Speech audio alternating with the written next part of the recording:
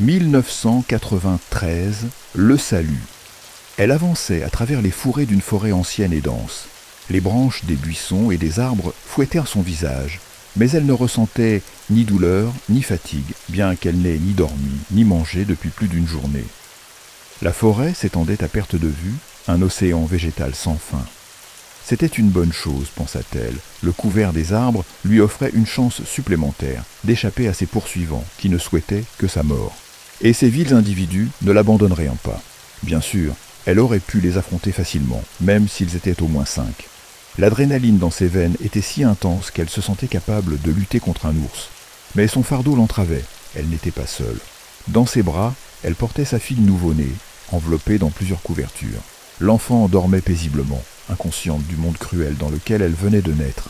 La jeune femme s'arrêta, posa l'enfant avec précaution sur le sol et tendit l'oreille. Son ouïe, comme tous ses sens, était exceptionnelle, bien supérieure à celle des simples mortels. Elle retroussa les lèvres, dévoilant des crocs acérés comme des lames de rasoir, et jeta un regard en arrière, scrutant les profondeurs de la forêt. Elle estima qu'elle pouvait se reposer un instant, car les ennemis étaient encore à environ 5 kilomètres. S'asseyant à même le sol, elle contempla sa fille avec tendresse. La petite ouvrit légèrement les yeux et poussa un léger gémissement. « Tu as faim, mon amour ?» murmura la femme en défaisant les premiers boutons de son pull en lambeaux avant d'allaiter son bébé. La fillette s'agrippa avidement au sein de sa mère et cette dernière sourit doucement. Mais ce moment de bonheur fut de courte durée. Bien vite, les souvenirs sombres la ramenèrent au passé récent, et une grimace de douleur désespérée traversa son visage comme la nuit tombant sur le monde. Ils avaient tué son mari, ces misérables qui les traquaient. Son bien-aimé avait été massacré avec une brutalité sans nom. Ces hommes étaient apparus soudainement, en pleine nuit, alors qu'il dormait paisiblement.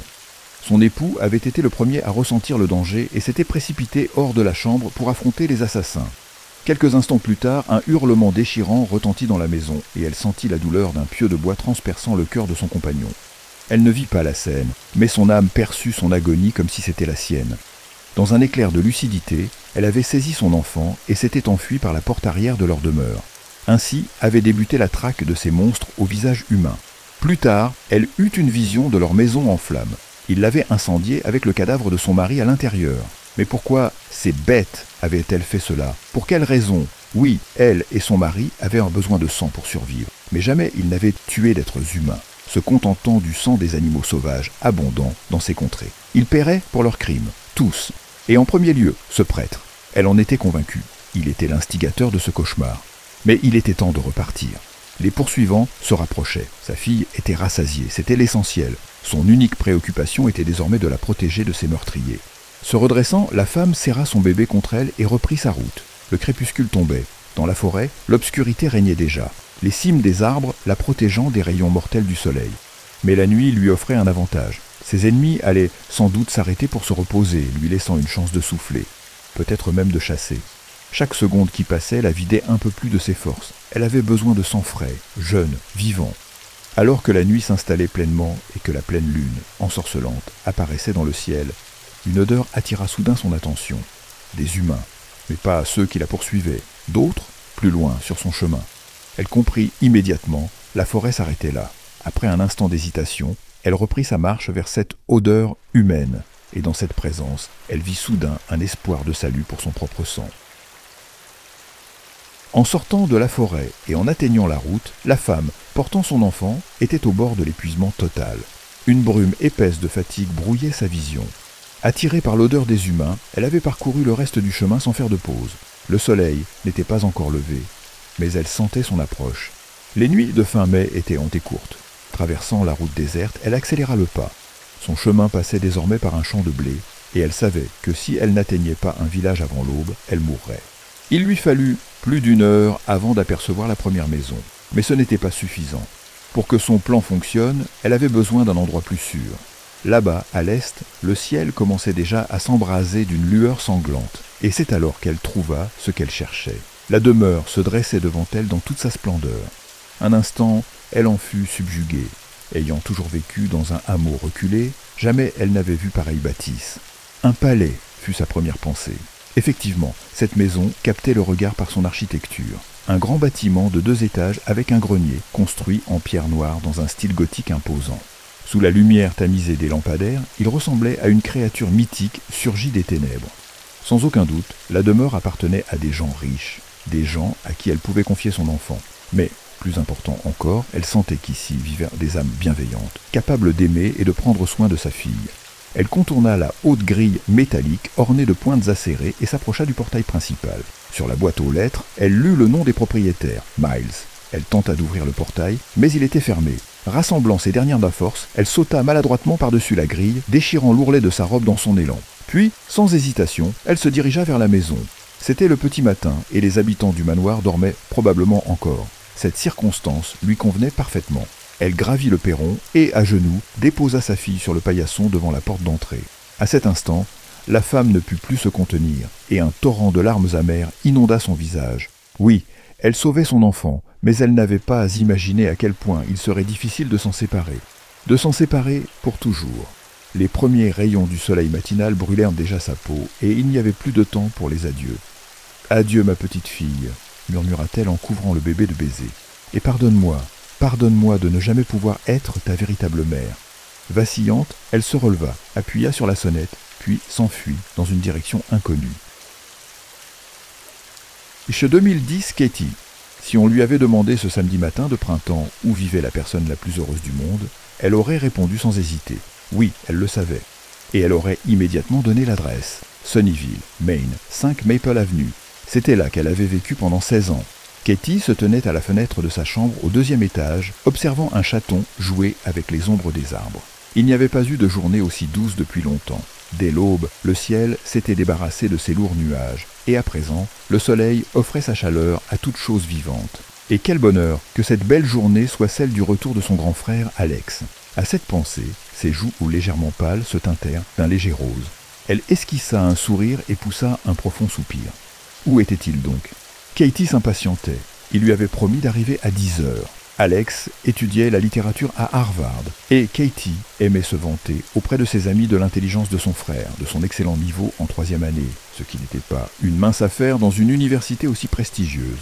Elle adorait impressionner son entourage, elle qui était déjà considérée comme l'une des plus jolies filles du lycée.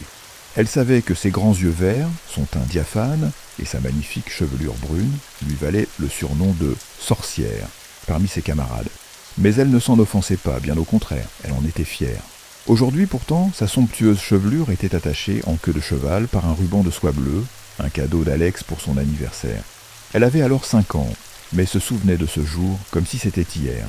Un garçon de 9 ans, la soulevant dans ses bras, lui tendant le ruban et murmurant à son oreille « Joyeux anniversaire, Katie, ce ruban est magique, garde-le précieusement. Tant que tu l'auras, je serai toujours là pour te protéger. » Cette petite fille avait grandi, bien sûr, mais elle croyait encore à ses mots. Ses pensées furent interrompues par l'arrivée d'une berline noire, une Ford Fusion, qui franchissait les grilles de la propriété. D'un bond, elle quitta la fenêtre, dévala les escaliers en une fraction de seconde et manqua de peu de trébucher sur leur épagneul, Roger, qui dormait paisiblement dans l'entrée.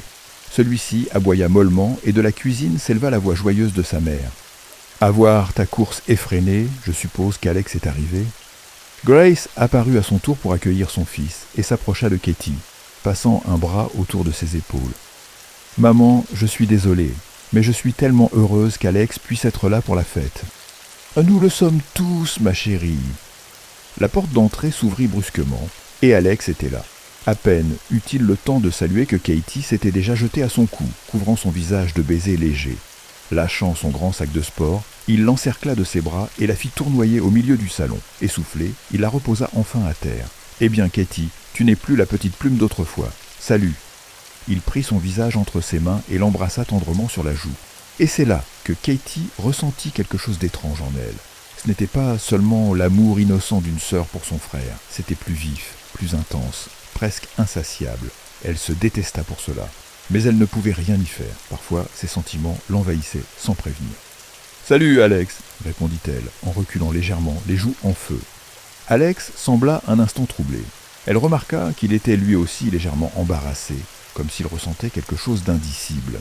Mais bientôt, Grace prit le relais, couvrant son fils d'embrassades maternelles, le traitant encore comme un petit garçon turbulent et répétant, à l'envi, qu'il ne l'écoutait jamais. Alex repoussa tant bien que mal les reproches de sa mère. Parfois, Katie lui venait en aide, trouvant la scène particulièrement amusante.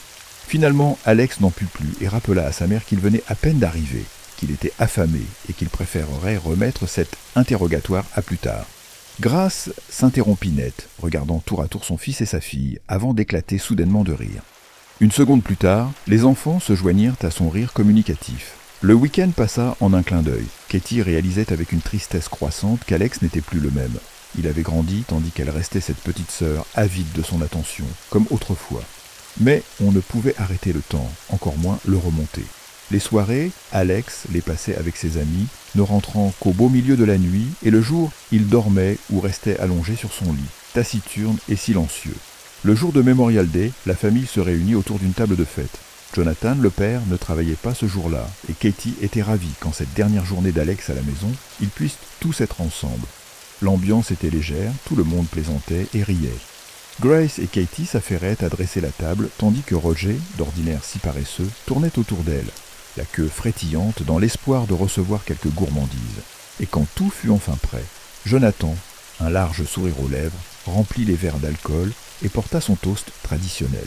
Vint le tour d'Alex.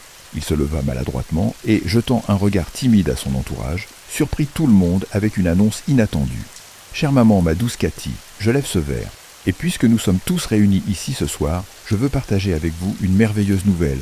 Je ne vous l'ai pas encore dit, mais il y a 1 an, j'ai rencontré une fille formidable à Boston. Elle s'appelle Marie. Nous nous aimons, et il y a peu, nous avons décidé de nous marier. » Katie crut s'évanouir, un froid glacial lui transperça le cœur, et une haine féroce naquit en elle pour cette fille, Mary, qu'elle n'avait pourtant jamais vue. Une jalousie insoutenable s'insinua dans chaque fibre de son être, croissant en intensité à chaque seconde. Ce qui suivit lui sembla irréel. Son père esquissa un sourire étrange, sa mère le fixa, bouche bée, incapable d'articuler le moindre mot, tandis qu'Alex paraissait détaché, presque indifférent au tumulte de leurs réactions. Lorsqu'enfin leurs regards se croisèrent, Katie ne put le supporter et, éclatant en sanglots, s'enfuit dans sa chambre. Ce ne fut que bien plus tard qu'elle parvint à se calmer. Recroquevillée sur son lit, elle entendait à travers ses sanglots la dispute qui faisait rage en bas. Ses parents tentaient de convaincre Alex de ne pas se précipiter dans cette union, mais il restait inflexible. Et bien que, cette fois, Katie fût du même avis que ses parents, elle ne put s'empêcher d'admirer la fermeté avec laquelle Alex défendait sa décision. Lorsque la maison retrouva un semblant de calme, sa mère et son père essayèrent en vain de la persuader d'ouvrir la porte. Mais Katie refusait de voir qui que ce soit, sauf Alex. Lui seul pouvait l'apaiser. Elle en était convaincue. Après lui avoir parlé, elle retrouverait enfin la paix. Cela avait toujours été ainsi. Cela devait l'être. Mais il ne vint pas. Et lorsque l'horloge sonna minuit, une force inconnue sembla s'emparer d'elle. Elle se sentait différente, comme si elle renaissait à cette heure précise. Tentant de ne pas faire de bruit, elle ouvrit la porte et s'engagea dans le couloir. La chambre d'Alex n'était qu'à quelques pas, et en un instant, elle se retrouva devant sa porte, sous laquelle filtrait une lueur jaune, celle de sa lampe de bureau. Dans leur enfance, Alex lui avait appris un code secret pour frapper à sa porte, afin qu'il sache immédiatement que c'était elle. Ce soir, elle l'utilisa encore, mais aucune réponse. Elle recommença. Silence. Peut-être dormait-il déjà, songea-t-elle. Sans y réfléchir, elle posa la main sur la poignée et entra. Il était allongé sur son lit, les yeux clos, toujours vêtu du même costume qu'il portait au dîner. Katie s'assit au bord du matelas et, au moment où elle allait le réveiller, elle aperçut une photographie dépassant de la poche avant de sa chemise blanche immaculée. Prudemment, elle tira l'image et l'examina. Sur la photo, au milieu d'une végétation exotique, se tenait une jeune femme blonde, élancée et bronzée, au visage doux. C'était elle la détestait. Soudain, Katie eut l'impression que l'arrière-plan de la photo se teintait d'un rouge écarlate. Prise d'effroi, elle lâcha brusquement l'image, et à ce moment précis, elle entendit la voix ensommeillée d'Alex. « Katie, qu'est-ce que tu fais là ?»« Alex, j'ai besoin de te parler. Si c'est à propos de Mary, il n'y a rien à discuter. Tu es vraiment sérieux avec elle ?»« Oui, Katie, c'est très sérieux, et je pense que nous nous marierons d'ici la fin de l'été. » Les larmes lui montèrent de nouveau aux yeux, des larmes amères, empreintes d'une profonde douleur. Alex lui prit la main, et l'instant d'après, elle était blottie dans ses bras. Il embrassa doucement ses cheveux, et elle prit une décision. Elle devait lui parler de ses cauchemars. « Alex, je sais que je peux te faire confiance. Nous avons toujours été honnêtes l'un envers l'autre, mais ce que je vais te dire maintenant risque de te sembler étrange. » Elle releva la tête et plongea son regard dans le sien. Et une fois encore, ses yeux lui assurèrent qu'elle pouvait tout lui confier, même plus que sa propre vie. Je t'écoute, Katie. Et souviens-toi, tout restera entre nous. D'accord, écoute-moi. Il y a des moments où j'ai l'impression de devenir une autre personne. Je ne sais même plus quand j'ai commencé à ressentir cela. Mais ça arrive, je deviens plus agressive, je sombre dans des phases de dépression. La vie ne me semble plus aussi belle qu'avant. Et surtout, j'ai l'impression que quelque chose de terrible, de vraiment terrible, va se produire. Je pense que tu es simplement en train de grandir. Crois-moi, cela finira par passer. Et que dis-tu de mes rêves? J'y vois une femme inconnue qui m'appelle à elle. Et moi, je vole vers elle, malgré moi. Et quand j'arrive assez près pour voir son visage, soudain, je me reconnais en elle. Ses cheveux flottent, ses yeux brûlent, d'un feu infernal, et sa bouche est maculée de sang. Elle prophétise, disant que c'est le sang de nos ennemis. Personne n'est à l'abri des cauchemars. Mais ce n'est pas un cauchemar. Je comprends que cela semble incroyable, mais tu dois me croire. Ce n'est même pas comme un rêve, c'est comme si tout se passait réellement. Mais le pire, c'est que je vois cela chaque nuit. Alex, aide-moi, j'ai tellement peur. Il la serra plus fort et lui murmura à l'oreille qu'il l'aimait et qu'il la protégerait de tous les cauchemars du monde. Peu à peu, elle se calma, et ils s'endormirent ensemble dans son lit, comme cela arrivait souvent lorsqu'ils étaient enfants. Cette nuit-là, Katie ne fut pas tourmentée par ses cauchemars. Alex, il, filait sur l'autoroute dans sa Ford, appuyant sur l'accélérateur, avec une rage inexplicable. Derrière lui, d'énormes nuages noirs s'amoncelaient, comme s'ils fuyaient devant eux. Devant lui, s'étendait Boston, baigné dans le printemps, et Mary l'attendait là-bas. Il se fichait des limitations de vitesse ridicules, il voulait la voir au plus vite. Les enceintes de la voiture crachèrent du rock lourd, mais la musique assourdissante ne le détournait ni de la route ni de ses pensées. Il n'avait pas voulu rentrer pour le week-end. Il aurait largement préféré passer ses jours fériés avec Mary. Mais il devait annoncer à sa famille leur relation. Et bien que ce ne fût pas facile, il y était parvenu. Dieu merci, il avait réussi à convaincre ses parents que ce n'était pas un simple engouement passager, mais un véritable amour. Mais avec Katie, c'était bien plus compliqué. Elle avait réagi d'une manière plutôt étrange à sa relation avec Mary. De toutes les choses possibles, il ne s'attendait pas à cela venant d'elle. Bien sûr, ils s'aimaient, mais différemment, comme un frère et une sœur. D'autant plus que depuis qu'il était parti étudier, tout avait changé radicalement. Elle aussi devait trouver un garçon. Elle ne pouvait pas le suivre toute sa vie. Dans 3 mois, elle aurait 17 ans. Il fallait qu'il lui trouve un cadeau spécial, décida Alex. Sinon, elle allait vraiment finir par perdre la tête. Il jeta un regard dans le rétroviseur et fut horrifié de ne pas y voir son reflet. Alex appuya brusquement sur les freins, manquant de projeter la voiture dans le fossé.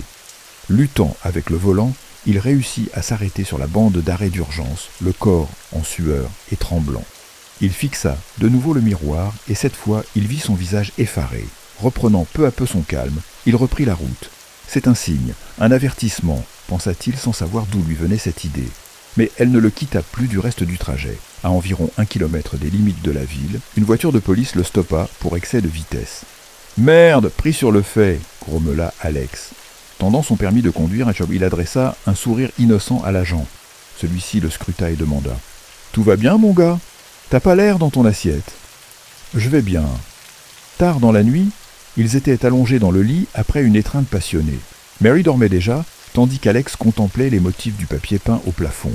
À la lumière de la lune, il lui semblait être d'étranges hiéroglyphes. Le sommeil ne venait pas, et des pensées incohérentes défilaient dans son esprit. Il se tourna vers Mary, et l'espace d'un instant, il eut l'impression que c'était Katie qui reposait à ses côtés, la bouche dégoulinante de sang qui se répandait sur l'oreiller.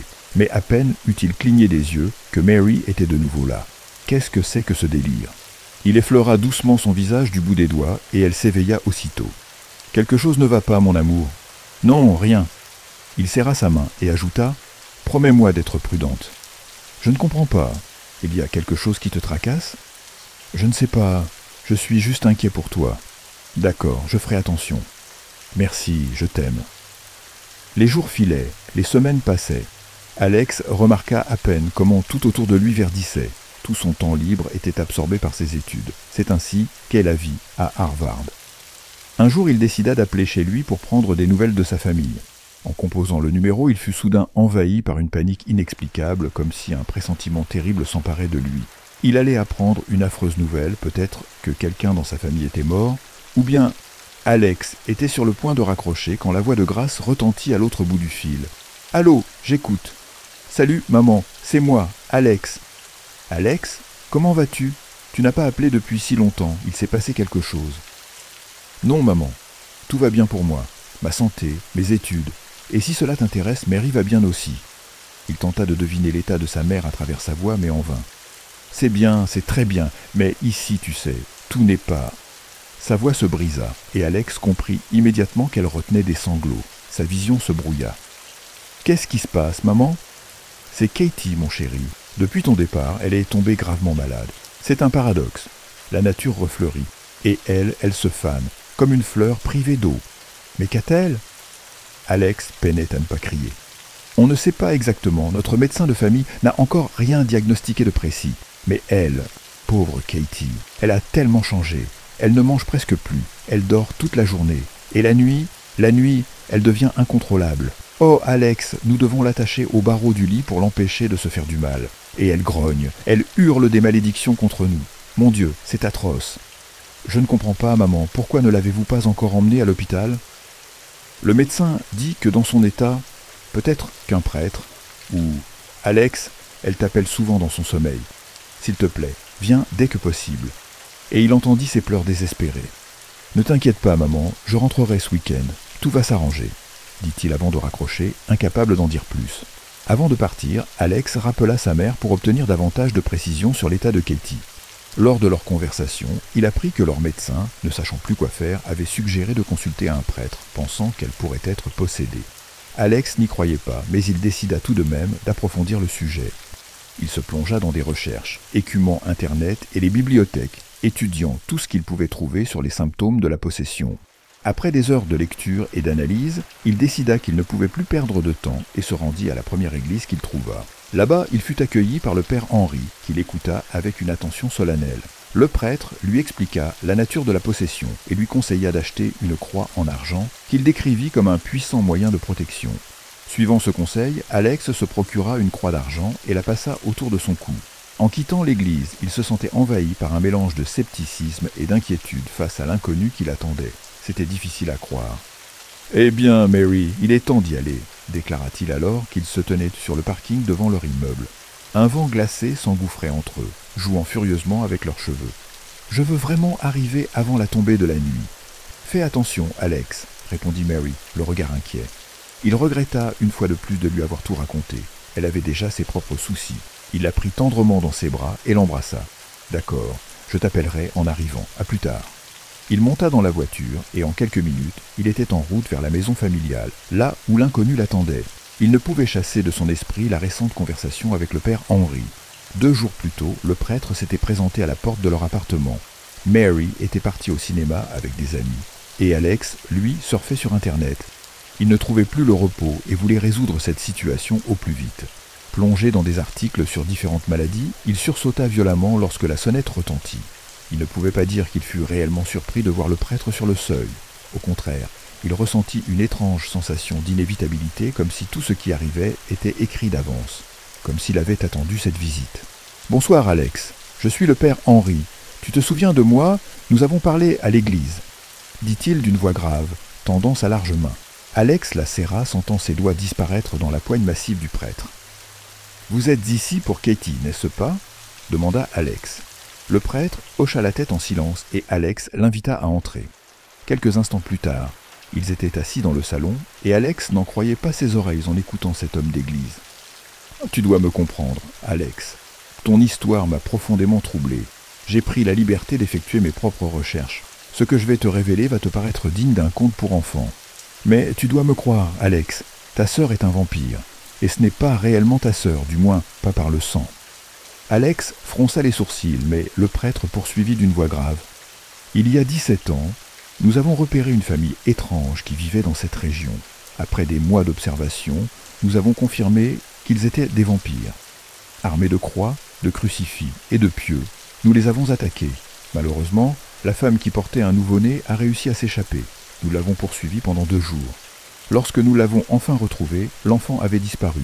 Plus tard, nous avons découvert qu'elle l'avait caché dans l'une des demeures voisines, et cette maison, Alex, c'était la tienne. Là où vivent tes parents. » Alex sentit un frisson d'angoisse lui parcourir l'échine. « Tu es en train de me dire que cet enfant, c'est Katie? Tu es fou. Je sais à quel point cela paraît insensé. Mais écoute-moi jusqu'au bout, et ensuite, suis ton cœur. J'espère qu'il te guidera vers la bonne décision. »« Très bien, continue, » dit Alex d'une voix rauque. Le prêtre sortit de son sac des manuscrits anciens, aux pages jaunies et effritées, et reprit d'un ton solennel « Leur lignée remonte à un certain Grégoire, un chevalier sans pitié. Ses écrits racontent qu'il était d'une cruauté inégalée, se nourrissant du sang de ses victimes. Lorsqu'il fut découvert, son suzerain le bannit, et l'Église l'excommunia. Il jeta un regard appuyé à Alex avant de poursuivre. Il existe de nombreuses légendes sur les vampires, mais toutes s'accordent sur un point, ils se nourrissent de sang. Ce sont les rejetons du mal, ils n'ont pas leur place dans ce monde. Alex secoua la tête. J'ai vécu avec Katie toute ma vie, jamais je ne l'ai vu boire du sang. Le prêtre soupira. D'après cette légende, avant de mettre fin à ses jours, Grégoire tua ses 6 fils. Il ne laissa la vie qu'à sa fille de 17 ans, l'obligeant à boire le sang de ses frères pour lui transmettre sa malédiction. Depuis lors, seule la descendante féminine de cette lignée devient vampire, et la transformation commence lorsqu'elle approche de son 17e anniversaire. Pour perpétuer sa lignée, elle a besoin d'un compagnon approprié. Et cette fois, Alex, ce compagnon, c'est toi. Mais nous ne le permettrons pas. Un silence oppressant s'abattit sur la pièce. Alex sentit une sueur glacée perler dans son dos. Tu es en train de me dire que... Oui, Alex, tu dois tuer cette créature avant qu'elle n'atteigne ses 17 ans et ne devienne trop puissante. Cette fois, Alex n'en supporta pas davantage. Bondissant de son siège, il désigna la porte d'un geste fébrile. C'est terminé. Je n'écouterai plus ces absurdités et il est hors de question que je tue ma sœur. Partez avant que je ne prévienne la police. Le prêtre hocha lentement la tête et posa une carte sur la table. Très bien, mais pense à ta fiancée, à tes parents. Ils sont en danger. Si tu changes d'avis, voici mon numéro. Puis il quitta l'appartement, laissant Alex seul avec des pensées plus sombres que jamais. Il devait faire un choix, mais avant tout, il devait rentrer chez lui. 100% couplant le moteur, Alex gara la voiture devant la maison familiale. La nuit n'était pas encore tombée, mais presque toutes les fenêtres étaient déjà illuminées. Son regard se posa sur celui de Katie, et soudain, un frisson l'envahit. Et si le prêtre disait vrai, pensa-t-il, suis-je capable de tuer? Un vertige s'empara de lui, et il sentit son corps se figer, comme enchaîné à son siège. Plus tard, il ne saurait expliquer ce qui lui était arrivé, ni combien de temps cette paralysie avait duré. Il faisait désormais nuit noire, et il continuait de fixer immobile la lueur dans la fenêtre. Puis un hurlement retentit, un cri de terreur déchirant la nuit, celui de sa mère. C'est quelques semaines plus tôt, si quelqu'un avait dit à Jonathan qu'il attacherait sa propre fille à un lit, il aurait ri et chassé ce fou de chez lui. Mais maintenant, il ne riait plus. Dès que le soleil se couchait, les larmes aux yeux, il serrait les sangles autour des poignets et des chevilles de Katie, et il savait que bientôt cela ne suffirait plus. Sa force grandissait. Il le craignait. Il ne pouvait pas imaginer que sa fille leur fasse du mal. Et pourtant, dans son regard, il ne voyait plus que de la haine et une soif insatiable. Ce matin-là, Jonathan s'était réveillé avec un mauvais pressentiment qui ne le quitta pas de la journée. Mais il tenta de l'ignorer. Ses pensées tournaient autour d'une seule question. Comment Katie réagirait-elle en voyant Alex? Il monta à l'étage. Devant la chambre de Katie, le docteur Harrison, qui vivait avec eux depuis quelque temps, soupira lourdement. D'un geste compatissant, il posa une main sur l'épaule de Jonathan. Sur le lit, Katie semblait suspendue entre la vie et la mort.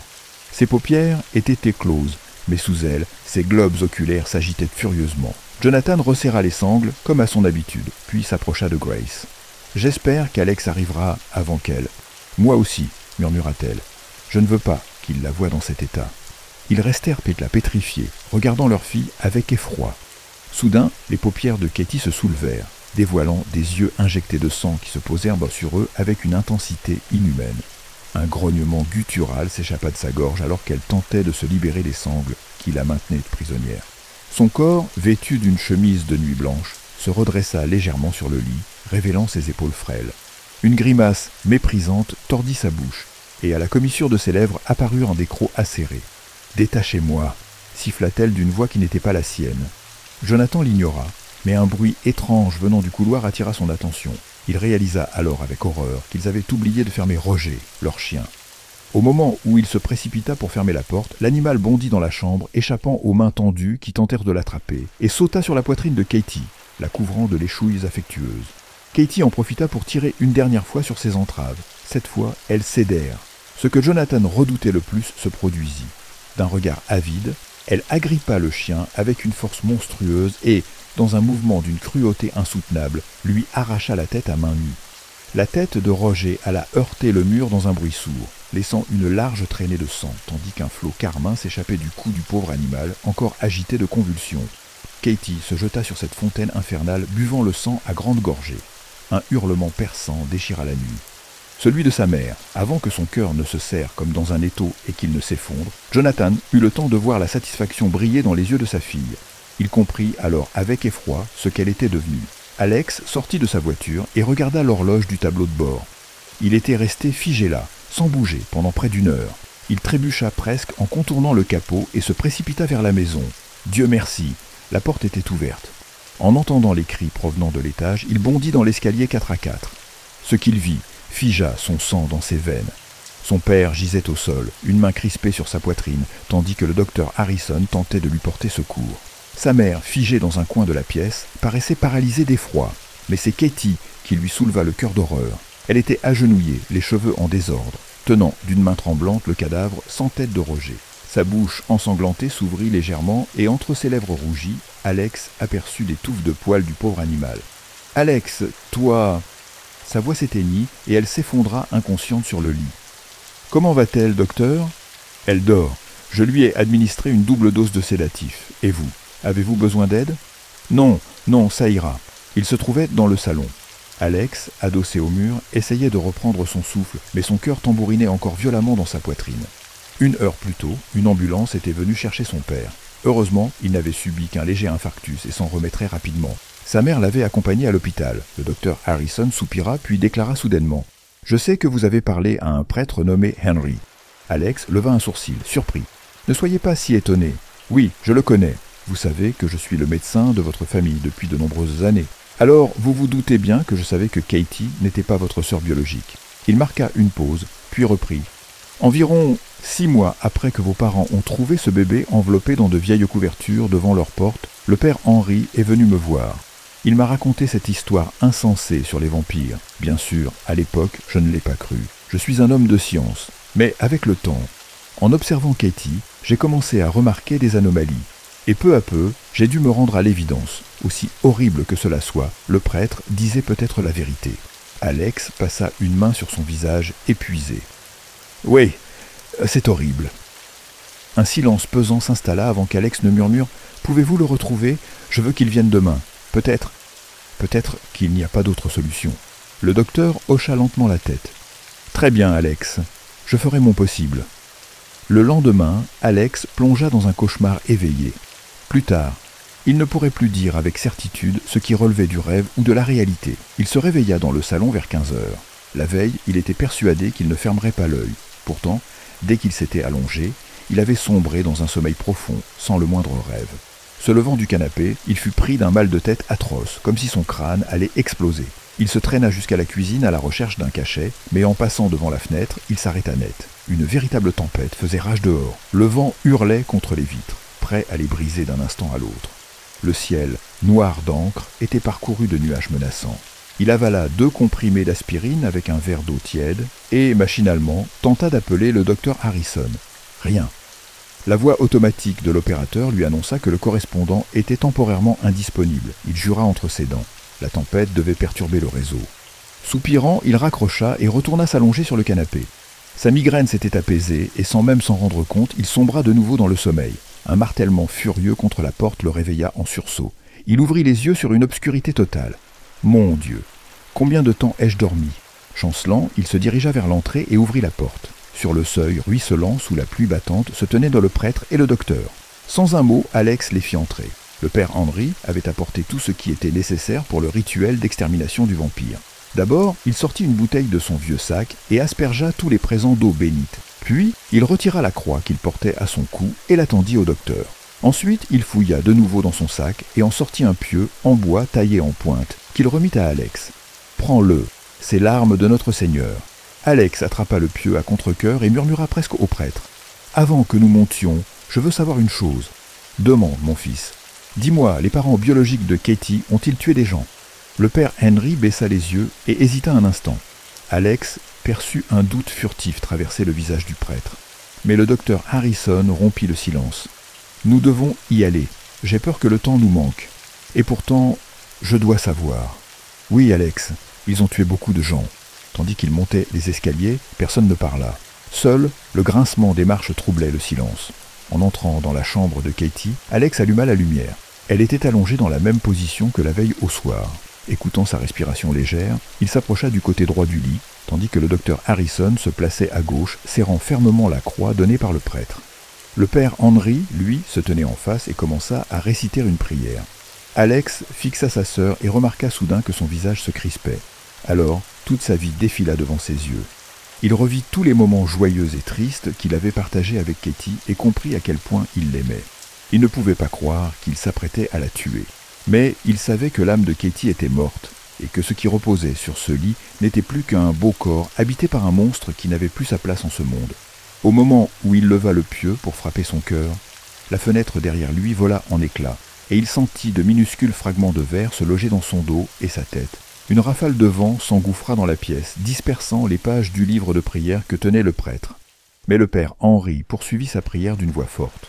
Soudain, le lustre au-dessus d'eux s'éteignit, et dans l'éclair qui illumina la chambre, Alex vit Katie ouvrir les yeux et se jeter sur le prêtre en poussant un hurlement glaçant. Ses crocs acérés s'enfoncèrent dans la gorge du prêtre.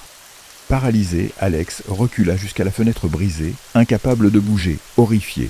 Il vit le docteur tenter d'aider le prêtre, mais Katie le repoussa sans effort contre le mur, et il s'effondra, inconscient. Le père Henry lutta pour se libérer de l'étreinte mortelle du vampire, mais le combat était inégal. Incapable de supporter plus longtemps le bruit immonde du sang aspiré, Alex se couvrit les oreilles et s'accroupit sur le sol. Rassasié, Katie repoussa le corps sans vie du prêtre, et Alex la vit s'épanouir comme une fleur de nuit sous la pleine lune. Elle ne lui semblait plus être une jeune adolescente. Devant lui se tenait une femme radieuse, magnifique, au sommet de sa beauté. Voilà ce que le sang humain pouvait accomplir. « Le sang de mes parents a été vengé », sourit-elle d'un sourire ensanglanté en s'approchant d'Alex. « N'approche pas », dit-il en tremblant, ramassant le pieu et le tenant devant lui. Katie s'arrêta et éclata de rire. « Tu crois vraiment que je veux te tuer, Alex ? Je t'aime. »« Je doute que tu sois capable d'aimer, » répondit-il, la voix tremblante malgré lui. « Ha ha ha, ce prêtre t'a lavé le cerveau. Il t'a sûrement raconté 1000 choses sur des êtres comme moi. Mais il a oublié de te dire que la frontière entre le bien et le mal est très mince, et que l'on ne sait pas toujours qui est de quel côté. Katie, je t'aimais aussi, mais maintenant je ne sais plus à qui croire. Et j'ai vu ce que tu lui as fait. »« Il a eu ce qu'il méritait, » dit Katie. Son visage pâle assombri par une tristesse infinie. Alex comprit alors qu'elle disait la vérité, et que le prêtre lui avait menti au sujet des meurtres. « Alex, tu pourrais devenir comme moi aussi. Je peux rendre ça rapide et sans douleur. Et alors, nous pourrions vivre ensemble pour l'éternité. » Un silence s'abattit. Katie semblait glisser vers lui, effleurant son visage de ses doigts glacés. Leurs regards se croisèrent, longtemps. Alex songea à ces paroles, et il les crut. Au fond de lui, il aspirait à la vie éternelle, il désirait cette femme magnifique qui se tenait devant lui. Mais sa conscience murmurait une autre vérité. Voulait-il vraiment d'une telle existence ? Non, il préférait mourir le moment venu. Et puis, il y avait Mary, qui l'attendait, qu'il aimait. « Non, Katie, je suis désolé, mais je ne peux pas. Tu dois comprendre. Je vois, je le lis dans tes yeux. Je suis désolé que tu aies fait ce choix, mais sache que je ne pourrai aimer que toi pour toute mon existence. » Elle se tourna vers la fenêtre et, tel un papillon, disparut dans la nuit. Ils ne se revirent jamais. Après les événements de cette nuit d'horreur, Alex et ses parents eurent pendant du mal à surmonter la perte de Katie. Ils ne parvenaient pas à accepter ce qui s'était passé, chacun portant en silence le poids de la douleur et du regret. Grace et Jonathan évoquaient souvent leur fille, son sourire, son rire cristallin et même ses petites bizarreries, qui leur apparaissaient désormais comme de simples enfantillages. Alex, lui aussi, était hanté par les souvenirs, mais avec le soutien de sa fiancée Mary, il finit par trouver un semblant d'apaisement. Les années passèrent, et les blessures se refermèrent peu à peu. Alex et Mary se marièrent, leur amour était profond et solide. De leur union naquirent 2 enfants adorables, qui devinrent le centre de leur univers. Le temps poursuivit sa course. Alex connut le succès en tant qu'écrivain, Mary enseignait dans une école prestigieuse, et leurs enfants remplissaient leur foyer de joie avec leur réussite. Un jour, ils décidèrent de partir en voyage en France pour faire découvrir à leurs enfants la beauté de l'Europe et les plonger dans l'histoire riche de ce pays. Ils déambulaient dans les rues de Paris par une douce soirée d'été. Alex tenait la main de sa fille, tandis que Mary marchait aux côtés de leur fils. La ville vibrait de vie, de sons et de parfums. Ils riaient, prenaient des photos devant la tour Eiffel, dégustèrent des croissants tout juste sortis du four, savourant l'instant présent. Un soir, alors qu'il se promenait dans Montmartre, Alex aperçut soudain une silhouette familière au milieu de la foule. Il s'arrêta net, le souffle coupé. Katie, elle marchait aux côtés d'un homme grand, tenant par la main une petite fille, qui lui ressemblait étrangement lorsqu'elle était enfant. Alex ne pouvait détacher son regard de sa sœur. Elle était superbe, dégageant une sérénité et un bonheur qui lui transpercèrent le cœur. Katie le vit aussi. Leurs regards se croisèrent, et Alex sentit son cœur suspendre un battement. Mais au lieu de venir à sa rencontre, elle lui adressa simplement un sourire doux et rassurant, empli de compréhension et de pardon. Puis elle poursuivit son chemin sans s'arrêter, s'éloignant avec l'homme et la petite fille, jusqu'à disparaître dans la foule. Alex resta immobile un instant, comprenant que cette rencontre n'était pas le fruit du hasard. C'était un signe, une preuve que Katie allait bien. Il sut alors qu'elle avait trouvé sa place dans le monde, qu'elle était heureuse. Un immense sentiment d'apaisement l'envahit. Il savait qu'il pouvait enfin laisser le passé derrière lui. Rejoignant sa famille, il serra Mary et les enfants dans ses bras, envahis par une chaleur et un amour indescriptibles. Il ne leur parla pas de sa rencontre avec Katie, préférant garder ce souvenir pour lui seul. C'était leur secret, une preuve que même dans les ténèbres les plus profondes, une lumière peut toujours jaillir.